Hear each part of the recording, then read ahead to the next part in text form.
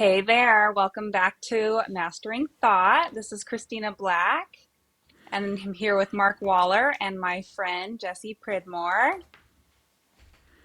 Hey, Hi, Jesse. how are you? I'm great. How are you? Doing good. Good to be here with you guys. Good. Glad to have you. So, we were just having a conversation, and I've been really interested in having Jesse on here actually because he has walked a different path, but also been studying philosophy and just different, like, would you say it's fair to say your own kind of thought watching, or how would you put that, Jesse? Yeah, I would say that through the years I've dabbled in different forms of like meditation and trying to reel in your unconscious side and Yeah. just be healthier in terms of how I think because I'm a very negative to myself Mm-hmm. when I think. I'm typically the hardest person on myself. But I deal quite a bit with I guess like intrusive thoughts. Okay. And it's Mm-hmm. not always bad, but when it does get bad, it tends to be pretty bad. And so, watching a few of your guys' videos and having conversations with you, the whole concept of thought watching um, was very appealing to me. Mm-hmm. Okay. Yeah, that's So awesome. it sounds like on your end, you're getting just a touch of feedback when you talk. It's ringing a little bit. I don't know what could be Sure, let me causing that. see. How's that? That's better. Whatever you That just better? did. Yeah. Okay, great. Sorry about that. No, no, no, Yeah, no that's all problem at right. all. So, Uh, but prior to this, we were having a conversation, which actually leads into this. So go ahead and pick up the conversation where we were, and I'll show you something that applies to that. yeah. So we were talking about lion and unicorn things, Right? and The, then I'm just trying to remember. what, I'm just trying to remember what we were just talking about. well, we were talking. You were saying that you thought Jesse was a unicorn, and Yeah. unfortunately, he's never been introduced to the concept before. Yeah, the concepts were a little foreign to me. Yeah. So, There's a good 2 minute video on it too that I think simplifies it that I can send you after. That's on Mark's YouTube channel. So so let Great. me Yeah. let me just go over what it is and show you what it looks like. And this is a diagram that shows the lion and unicorn. I call this the dance of the lion and the unicorn. And we all have emotional pain, right? So, unicorns' emotional pain is anxiety. They don't like conflict, they don't like chaos. A lion's emotional pain is a feeling that nobody cares, they're not good enough, and then we need a defense against the pain. So, unicorns, when they feel this anxiety, this fear that things are going to get out of control, they avoid. Oops.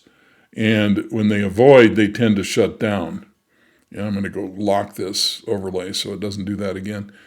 Anger is the defense that lions typically use when they feel like they're being rejected, like nobody cares. And so you can see how it's interlocking. So when the lion gets angry, the unicorn says, "Oh no, here we go again. I need to avoid the conflict." That avoidance looks like nobody cares, and the lion gets more angry, and it just goes around and around like that.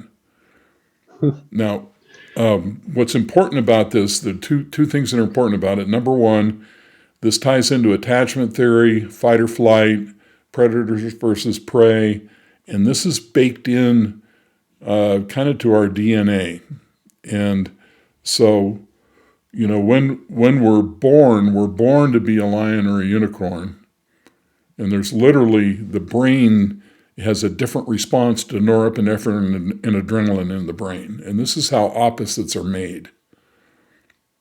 And then there is the early childhood development piece of it. So, it kind of sets the trajectory for where this goes, during our lifetime. But let me get back to this and tell you the other thing that's important about this is these two big circles are a part of the brain called the limbic system. And the limbic system is critical to understanding all kinds of stuff. The limbic system is fight or flight, anger, fear. It's the part of the brain we share with other animals, so it's all about survival. And all emotions come from the limbic system. And it's completely wired up by the time we're 5 years old. So the lion and unicorn model really is the interaction of two limbic systems, I call it the monkey brain, in a relationship. Now, what does that have to do with thought watching? Well, what you find when you delve into this is that the cycles in the lion and the unicorn are being driven by the internal voice. So in other words, thoughts drive the lion and unicorn cycle. Interesting. Yeah. So sometimes I feel like I'm a Venn diagram of both of those well, illustrations. so we all are either predators or prey, and we can switch back and forth, but primarily these patterns emerge in close, intimate, committed relationships. Got it. So, when you're dating somebody, for instance, it's not going to emerge. But when you move in together, okay, all of a sudden, what happens is the limbic system IDs the other person as the parent where the pattern came from in our childhood. And the thought patterns that go with that start taking over the relationship. And so, for instance, let's say I'm just moving my camera around here. So let's say, you and Christina are in a relationship. Okay, if you try to avoid conflict with her natural instinct, since she's a lion, is going to be to view that as some form of rejection. Now, you and I know that's not true, but her limbic system thinks that's what's happening. Right. And since we don't know any better, we just go along with what the voice in our head tells us. Oh, he doesn't care, I'm being rejected, whatever. Yeah. And then, of course, it flips around to the unicorn. They feel, when the lion gets upset, they feel very threatened. But the irony is they're not even aware that they feel threatened. But they're going to take evasive action, and then what we do is we tell ourselves a story as to why it's all very logical.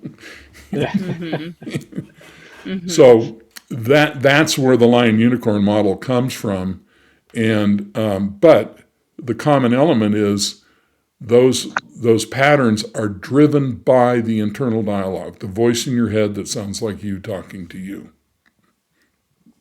Yeah, it makes sense. Yeah, because it seems like whenever a tough situation occurs and that pattern reemerges, it's an endless loop of whatever the existing idea is. It's self-reinforcing.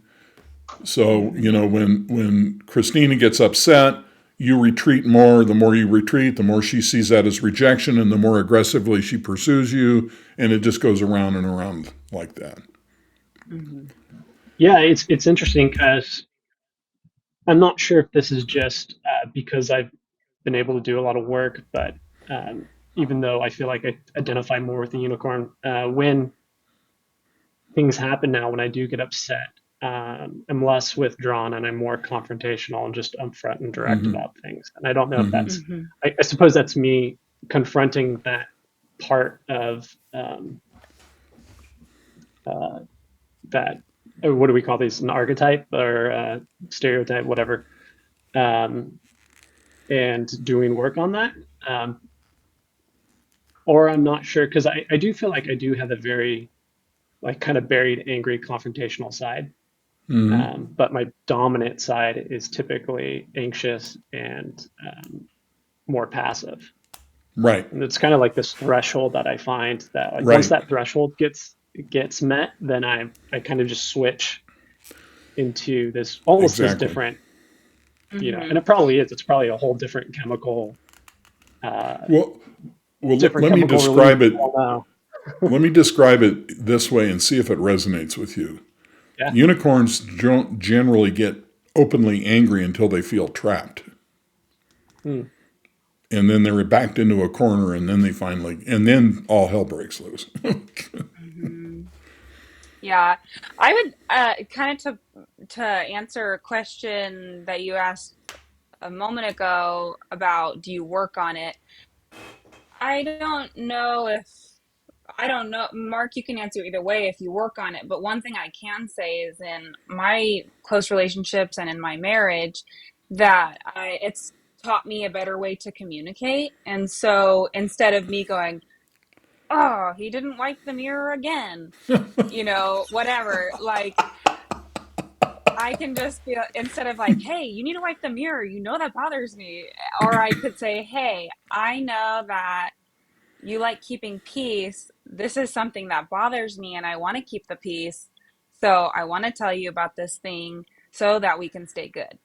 Kind of a thing. Like, I mean, that's very Yeah. dramatic for wiping a mirror, but that's the gist of No, it. Just, because those are the and things that he tear us apart in relationships, right? It's like those little microaggressions that build and build and build and build. yeah, for sure. They can add up to something. And then for me on the opposite, he can tell me, I'll feel like if he brings up a problem, I can feel rejection immediately. And so he can say, "Hey, I'm bringing up this problem because I love you, because I want us to stay close, because I accept you, blah, blah, blah, blah, blah," whatever it is. And I can hear it without feeling defensive, and he can too, Yeah, kind of a Right. thing.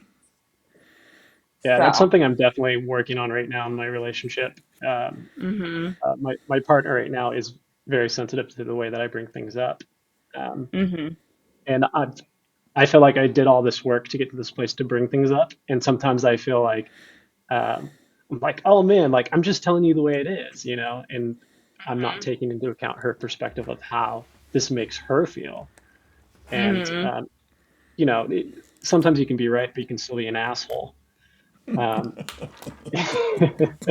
sorry, are we allowed to say no on this? Forgot to I've done ask. it. All right. So Um, the yeah, so idea that's actually something I'm actively working on.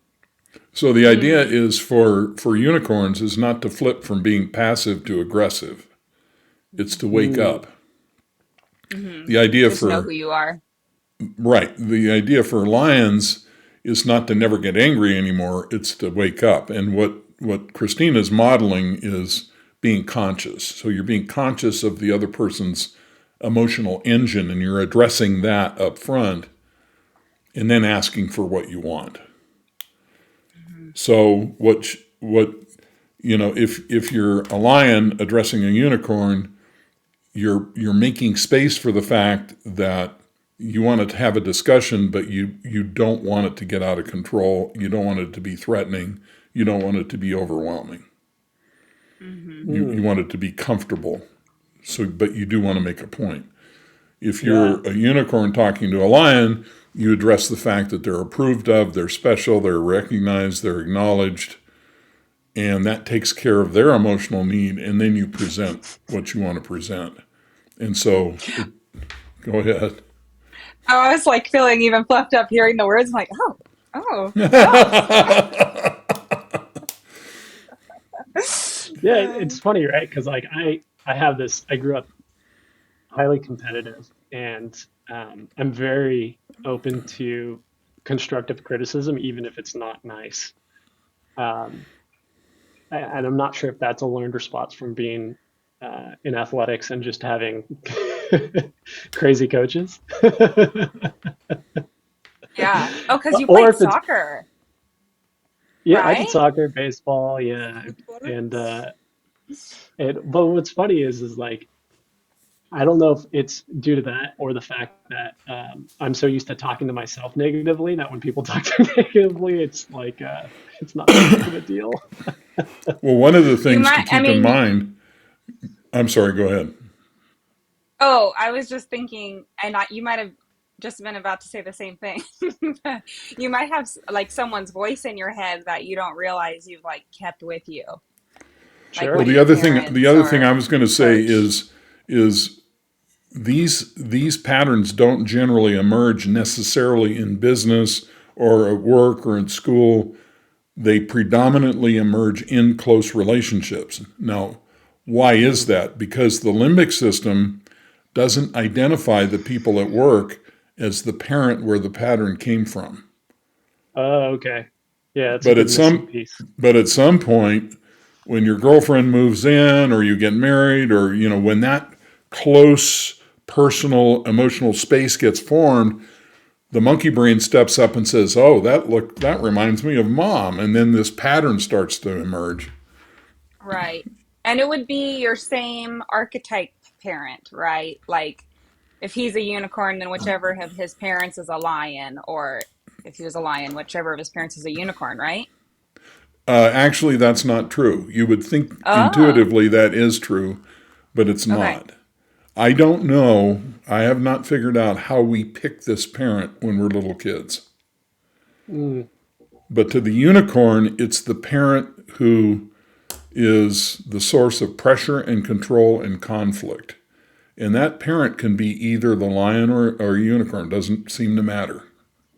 Don't know why, but it just doesn't. If you're a lion, your problem parent is going to be the one that didn't acknowledge you, didn't accept you. That doesn't hit home at all. Okay. So and that could be a lion or a unicorn. It doesn't matter what it is. And by the way, while we're talking about this, let's just get rid of the word trauma. That's become a buzzword. Everybody who has been asked to take out the garbage now has been traumatized as a child, and we just don't want to go there. It's not helpful. So these patterns are, you know what I'm saying. And Oh, yeah. we don't just have PTSD, we have CPTSD, which means complex trauma, and which is a way of saying my trauma is more special than your trauma, and it's just spun into this whole thing. Ego thing. Hmm. These Yeah, I don't patterns really have a have comment nothing on to do. either. I'm sorry. Yeah, at least for me, it's more so just like exploring these topics and understanding what happened to me, and I don't mean that in any sort of like intense way, but is more just to figure out who I am and less slow to figure out who to put blame on. Right. Well, but people seem to assume that when we start talking about this, it means you were traumatized. That's not true. Oh, I see. No, it's just the norm. Imperfect parents have imperfect children, and the interaction produces these patterns. Yeah. Hmm. Now, that doesn't mean to say that some of us weren't abused or traumatized, but believe it or not, in 25 years' experience, I can tell you that sometimes people who've been traumatized, the trauma is not the source of this pattern. This pattern is laying underneath the whole thing. It's kind of interesting. Hmm. So, anyway, go ahead. Well, I was going to say, well, that does make sense. I feel like and it actually has taken me 37 years to admit this, but I feel like I'm a pretty sensitive person. And growing up, I always told myself that wasn't the case, right? And so there was a lot of things that felt traumatizing to me when I was younger, um, and even just simple like social interactions that have taken me decades to figure out how to unpack and unwind. But it wasn't like anybody ever did anything to me Right, or anything major ever exactly. happened. Right, But these things were difficult and hard for me to process or understand completely. sure. Yeah, and I think that's more along the lines of what I'm saying. Hmm. And sometimes people are looking for a smoking gun, and there is one. It's easy to find if it's there, but it's not always there, and it doesn't necessarily mean that's the goal to find a smoking gun. We just learn to interact with this parent in a certain way, and we all end up with unmet emotional needs, and that's where these patterns come from. And unfortunately, then we reenact all that in our adult intimate relationships without realizing we're doing it unconsciously. Right. Well, that seems like a bad way to set this up. How come it couldn't have been set up a different way? That's a I'm good not sure I transitional understood the question. question.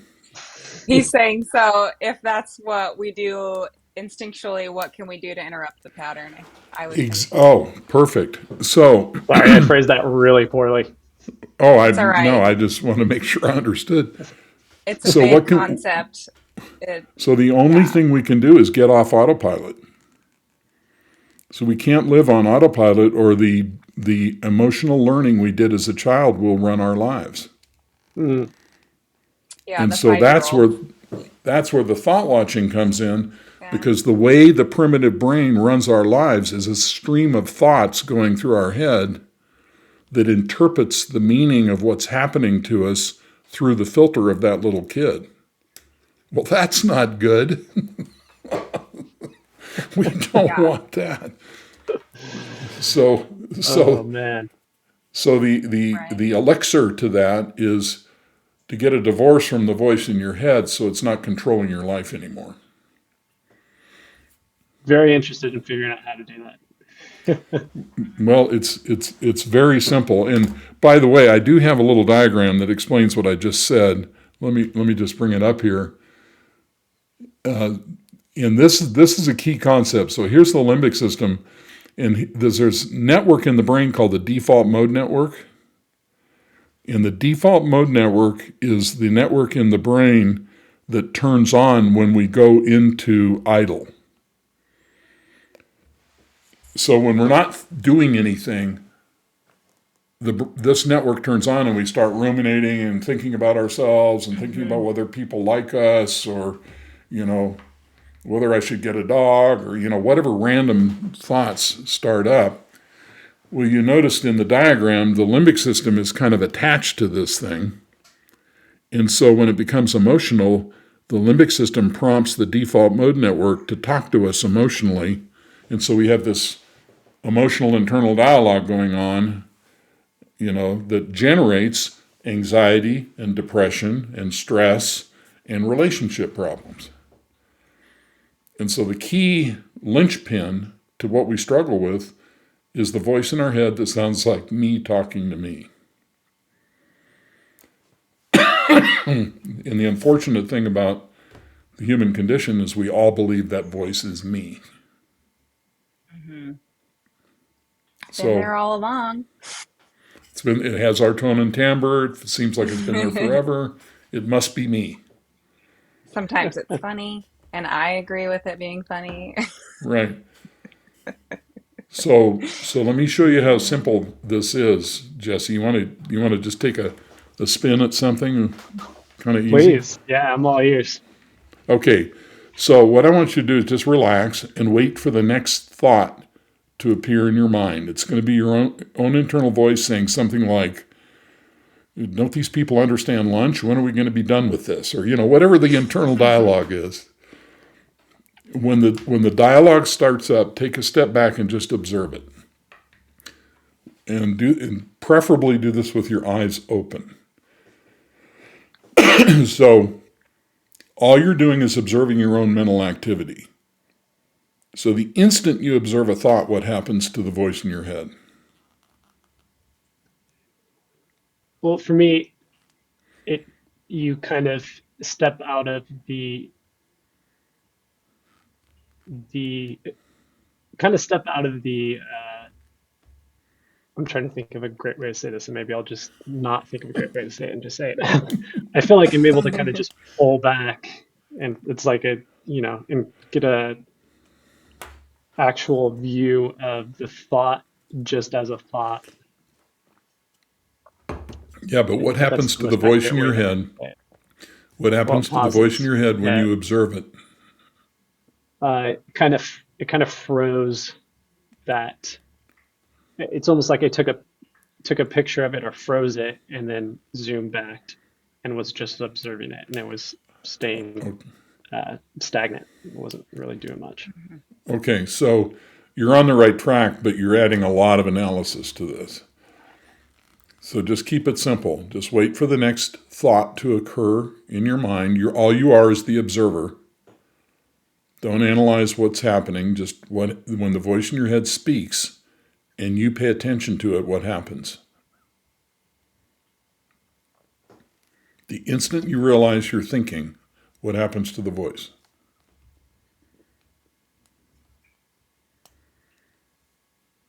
I'm not sure. Keep it really, really simple. You're like a pedestrian on the side of the road. And by the way, none of this is therapy. This is just a cognitive exercise. So you're like a pedestrian on the side of the road watching cars go by.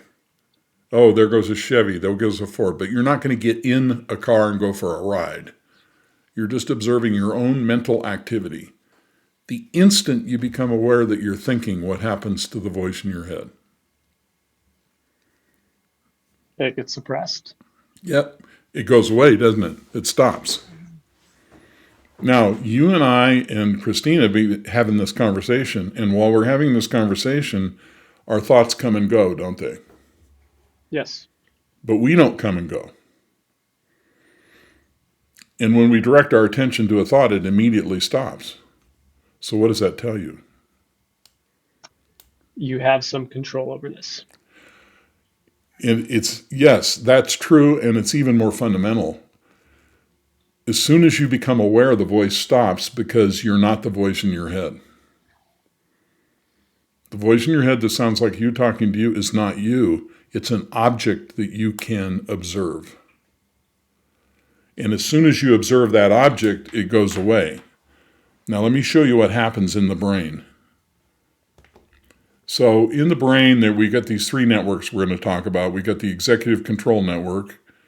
That's the network in the brain where you just decided that you were going to observe. And then this is the task positive network. The task positive network is the network that we use when we're doing a task. We have external focus, we're goal directed, and you realize that there is no sense of a doer. You're just so involved in the task that you just lose yourself and you just do the task. Now, this task positive network is negatively correlated with the default mode network, and the default mode network produces the voice in your head. So when you pay attention, the default mode network shuts off and the voice in your head goes away. So literally what you're doing, what you just did, is you're switching networks in the brain. So when you pay attention to the voice, that turns on the task positive network and the default mode network shuts down and the voice goes away. Fascinating. So I have two questions. One is, does this default system, does it serve any type of positive purpose? And is the goal to completely is it to eradicate the thoughts populating, or is it merely a process of just being able to be in control and move away from allowing these thoughts to have any sort of impact on our life? Okay, so there's a lot in what you just asked. I mean, there's just a whole bunch. So let me go back to this diagram for a second. So you notice the limbic system and the default mode network have got a little line around it that says autopilot. Mm-hmm. So the idea here is the purpose of the default mode network and the limbic system is to help us survive without thinking about it.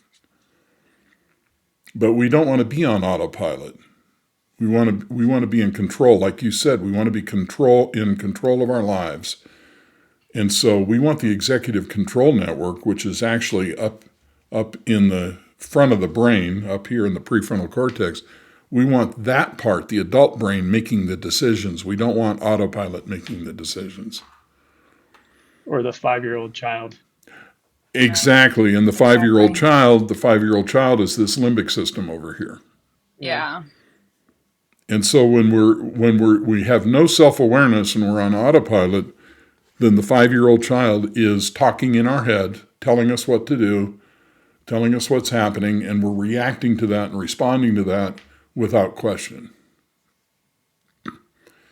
And this is where stress, anxiety, depression, and relationship problems come from, the internal dialogue. But what you just proved was not that you can control the voice, but that you are not the voice. You are not the voice in your head. The voice in your head is only a thought. And so the goal here is not, go ahead, you were going to ask a question. Yeah, and I'm sorry, this is just the way my brain works. No, So I understand that the thought isn't, but whatever is generating that thought, is that still, and I don't know why I'm fixated on this, It's is okay. uh, is the thing that's generating the thought, is that an important is that an important part of who I am? it Or was is it a when you were part of who 5 years I old. am? Okay. It And was when you were 5 years old. yeah, Because Andrew. that's because the thoughts, the emotional thoughts, I assume we're talking about emotional thoughts instead of, oh, it looks like a dandelion in the grass. Yeah, 100%. So the emotional thoughts are coming from the limbic system, which is basically a 5-year-old child. And we're adults now. We don't want the 5-year-old child running our lives. So somebody asks me all the time, well, if I feel like I'm being rejected, isn't that real? And the answer is you may or may not be rejected, but the thought is not real. The thought Yeah. is programming. And so the objective of the thought watching is to realize the truth, and it happens very quickly in an aha moment that you're not the voice in your head. In the end, the voice in your head will speak and it'll feel like it's not you anymore. And then everything changes. With he means with I'm sorry, consistent thought guys. My watching. headset just died. Oh, Give me 1 second. Apologies. It's the It's all first time right. I've used these, and This is the only technical they were fully problem charged. Christina and I have ever had. yeah, for I sure. got to tell you, a couple months ago, All her right, can you power hear went me now? out. Is the sound okay? Yeah, it sounds great. Yeah. Oops. No, I lost you guys. You got me? Find us. Can you hear me, Jesse?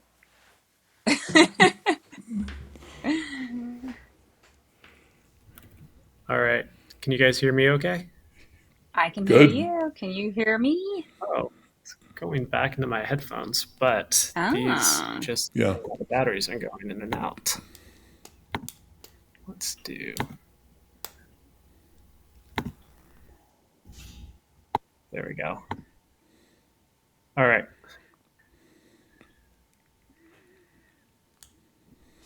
Sorry about that. That's all right. Can you hear us? I can, Okay. yeah. Can Now you hear we've me got this. okay? We've got this tremendous latency problem. I got a delay on ya. Oh, weird. We could just try to disconnect, reconnect, and then piece the two videos together with the dead time gone. You Because maybe that'll can. fix the delay too. How is that? I just turned the That's Bluetooth off on that's my. better. Oh That yeah, that's fixed it. good. Is it better? Yeah, Yeah. I think yeah. the Bluetooth was causing an issue. Right. Uh-huh. Yeah. I So was where were saying while we? you were fixing that months ago that Christina's power went out when we were trying to do this, and she Mm-hmm. literally drove to my house to do this. Mm-hmm. So we're Mm-hmm. we're very familiar with all the problems. Oh my gosh. It's Yeah, and been nice I getting haven't it used streamlined. these. You can't see these guys um, in a call like this before, and apparently they just don't have the juice to do it. Mm, So what I was yeah. saying is the goal by doing the thought watching exercise is a light bulb moment where you suddenly realize that voice is not you. And literally what I'm saying is when you're driving to the store and you think I need to get milk on aisle 5, that is not you talking to you. That is only a thought. And so what happens, and Christina can attest to this, is the me that you thought you were disappears. And it's replaced by this awareness that actually is the master instead of the slave now. Okay. So Oh, I see. So the thought that's telling you need to get milk, because you didn't consciously make the decision to have that thought. Correct. Okay. Mhm. Correct. Yeah. So you're not using anything that's not part of your, I guess, your executive control. Right. Well, let me give you an example. Let's say you invite me over for dinner, and I'm driving over. Now I'm going to use the voice in my head to reinforce my short-term memory of what the directions are. So I'm driving along, and I'm thinking, okay, turn right on Elm Street. I turn left on Main Street, and I turn right on Oak Street. And when I get there, he won't like the color blue, and we're going to have a lousy evening.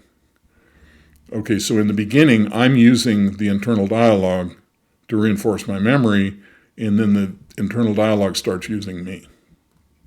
Mm.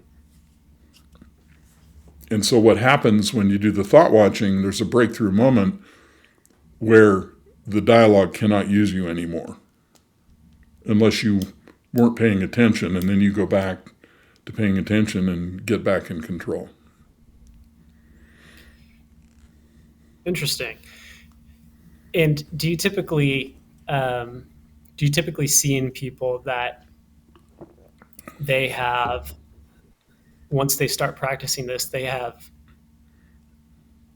either less of those thoughts coming in, or are the people you typically see just being more vigilant in their, I guess they're being more vigilant, actively thought watching.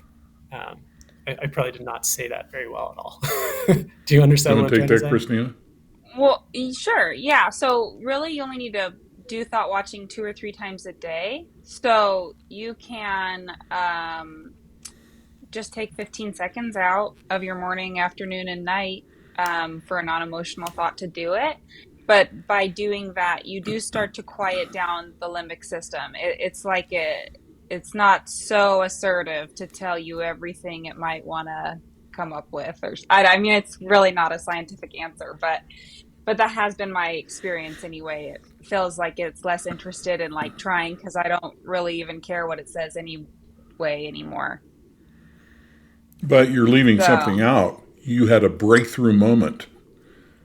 well, I did have a breakthrough moment, and I know you watched that episode, Jesse. So, I but for did, anyone yeah. not listening, after about 2 weeks of doing the thought watching 2 to 3 times a day, all the while my limbic system being quieter, suddenly I was in a conversation and just realized like, shoom, like everything in my awareness shifted. And that was when I had my awakening.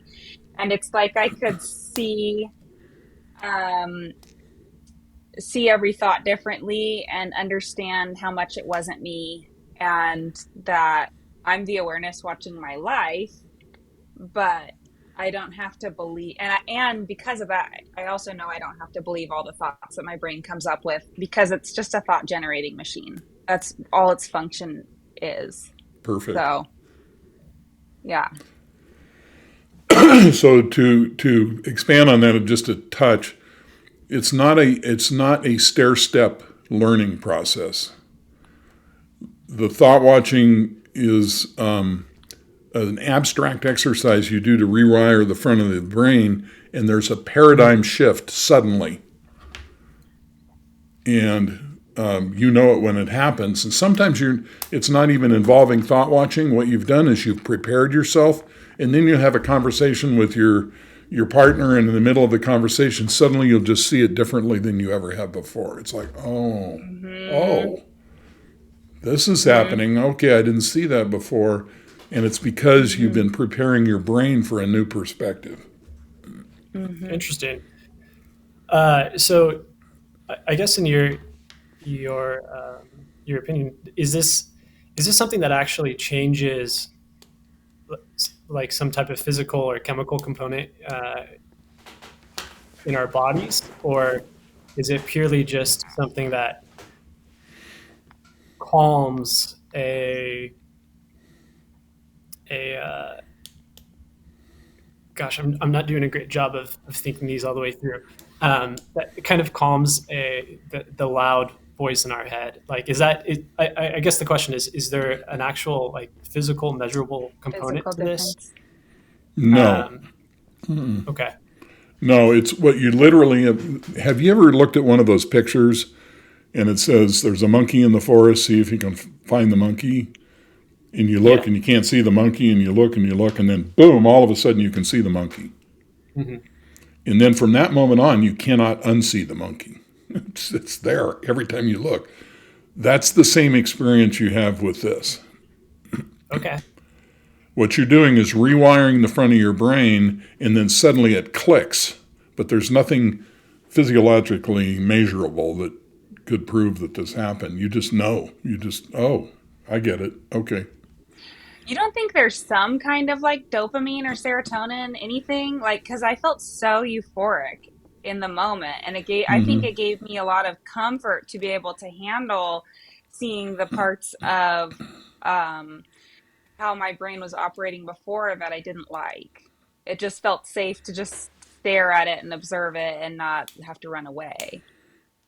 I'm sure that's probably true, but I don't know how you would measure that. All right. Do we have any biophysicists out there?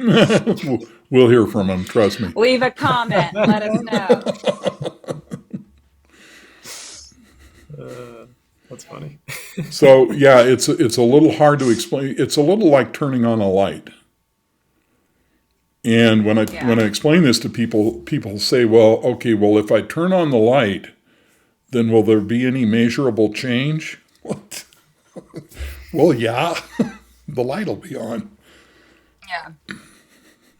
Right. So, but the But I other do think thing it's that an happens interesting. to address your question is, since you no longer believe you are the voice in your head, the reinforcement to the voice goes away and your head gets really quiet.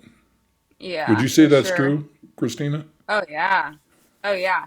Because I mean, many years ago, I would just have impulsive thoughts like, oh, there's an open Brinks truck, like the armored money truck. Like, oh, the door's open. I should just go grab a bag of money. And then I'd be like, what?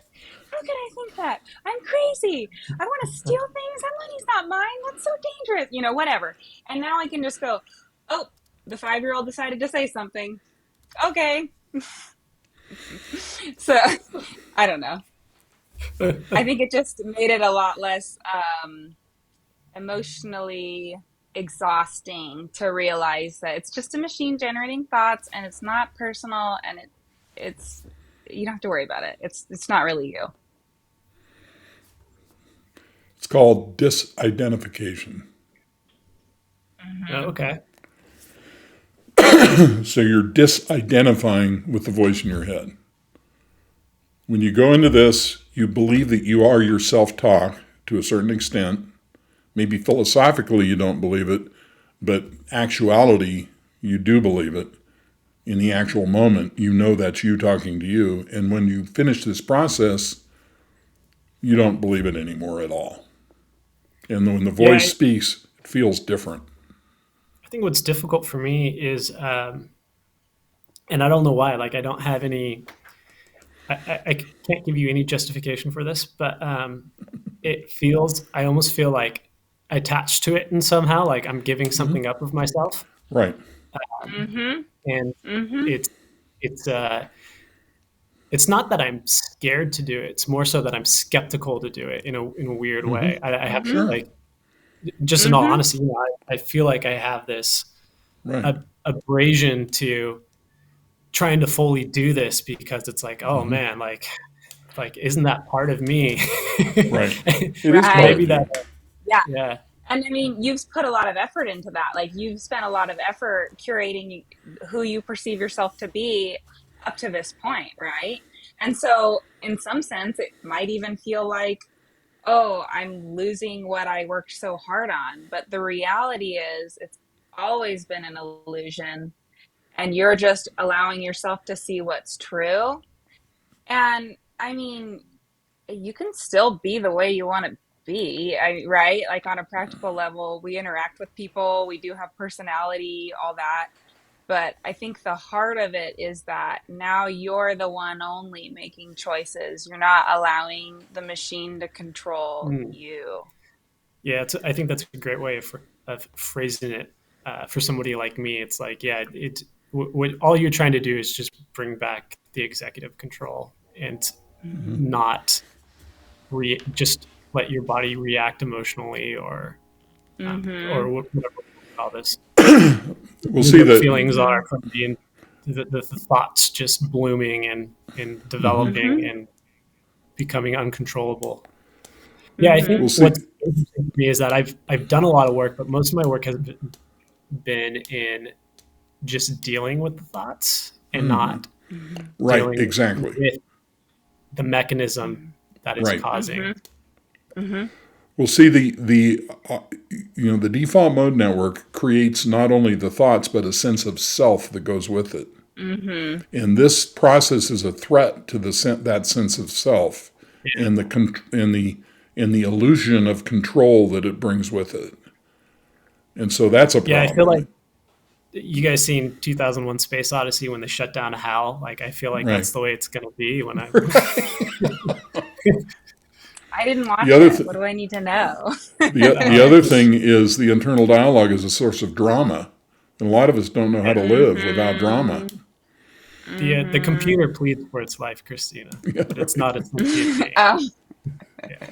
So just to kind of wrap this up, then all you need to do is do this little exercise 2 or 3 times a day. And literally what you're doing is catching yourself thinking. And only small thoughts is very important. Only do this on small, trivial thoughts. Okay. Because the separation is the key, and separating from small thoughts is relatively easy. So you just notice the voice. I think I tried doing it on some bigger ticket items, and it was yeah. I ended up just ruminating on the idea for a long time. Yeah, exactly. And that's like the big thing. I think I've maybe figured out a good way to put it. You want to acknowledge that you had the thought, like the thought is an object. You're not necessarily understanding the meaning of the thought, more just like, oh, ding, there's one thought. Like, there's a thought, that's it. Yeah, that's a great piece of advice. So when you notice the thought... Like, well, should I have... Yeah, sorry, go ahead. No, I'm just going to say, when you notice the thought, it goes away, but then it starts right back up again. We don't care about that. The moment it goes away is the end of the exercise. Okay. Yeah, it's good to know. Now you get 5 hours off. And then you can talk to yourself all day long. It doesn't matter. I know. When Brett was seeing you, Mark, at that point, he said at least he understood that he was supposed to do it all day long. He's like, this is the most mentally exhausting exercise I've ever done. Literally thinking about my thoughts all day. Well, I have that problem all too. day. And it's not just mental. Like I'm in physical therapy right now due to a sports injury. And it's like I've reset myself probably a few times just from trying to do rehab too fast. You know, I want to train hard. That's the way my mentality is. And it's not always the best thing when you're starting from the ground. Yeah, this is a very casual thing, but I run into this all the time. People want to win a gold star. Yeah. And so the ego gets involved, and then it becomes very difficult. Yeah. So 2 or 3 times a day, you just notice the voice in your head, watch it go away. No expectations, no analysis, nothing. Just let it be that simple. And this usually takes days, not weeks. So, you know what's really fascinating is I, towards the end of last year, I was just doing like meditation at the beginning of the day. And part of the process was just pretty similar to this, is just observing thoughts and not really having any to detach myself. And I did notice like quite a bit of, I don't think I had a eureka moment or an awakening, but I felt it was very beneficial to my, just my day, being able to kind of clear out the space a little bit. But I'm not good at, I'm good at implementing things, not sustaining things. Well, the problem with meditation is once the meditation is over, people go back to thought identification. Yeah. And the meditation is very beneficial, but the disidentification from the voice never fully happens that way. Rarely it does. Yeah. And you don't have to keep thought watching after you have your disidentification. Right. Yep. It's on So, to another level. mhm. All Anything else right. you want to talk about or ask before we wrap things up today? No, that's quite a bit for me to chew on, and I appreciate you guys taking the time to explain it to the layman. Well, it's our pleasure. Oh, by I the am way, of the people. I'm just lucky Mark wanted to tell me about it too. before we go, I want to shamelessly promote my books. Hmm. And the Lion and Unicorn is now available as an Audible book. And I wanted to announce this. I'm going to put together 2 classes for those of you who are watching this. One is going to be about learning the dance of the lion and the unicorn. And I can see that I didn't lock this when I made it. And the other one is to take people through what we've gone through with Jesse. And these will be done on Zoom Hmm. in small A groups. group. We'll just Hmm. take people through. So if you're interested in doing either one of those, let us know. You can just email us at Christine at Mastering Thought or Mark at Mastering Thought, and we'll put you on the list and get back to you when we're ready to go. Great. Well, I'll be emailing you guys. Okay. Can't We'll wait. be we'll be glad to have you. For sure. It makes life better. All right. Thanks a lot, Jesse. Nice Well, meeting you. yeah. Thanks for sharing your time with us. It was fun to have you on. Yeah, it was very informative. Thank you both. We'll follow Hmm. up, see how you're doing. That'd be great. All Ooh, like righty. a 6 months later thing at the end of one of our videos. There you And we go. go into his house with a camera crew and he talks about his life. Poor guy. Bring it Jeez. on. I'm ready. Let's do All right. Well, signing off. Have a great weekend, everybody. Okay. Thank you Bye-bye. guys. Bye bye.